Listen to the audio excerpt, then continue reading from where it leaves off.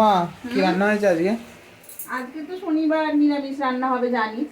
তো দেখাই নিরামিষ রান্নার মধ্যে কি হয়েছে। এই যেখানে হয়েছে ভাত, একদম এক্ষুনি নামিয়েছি, গরম গরম ভাত হয়েছে। আর তাতে একটু পেঁপে আর আলু ভাতে দিয়েছি। আচ্ছা, এখানে করেছি বিউলির ডাল করেছি, অনেকদিন পর বাড়িতে বিউলির ডাল হলো। তোর তো ইস লাগবেই।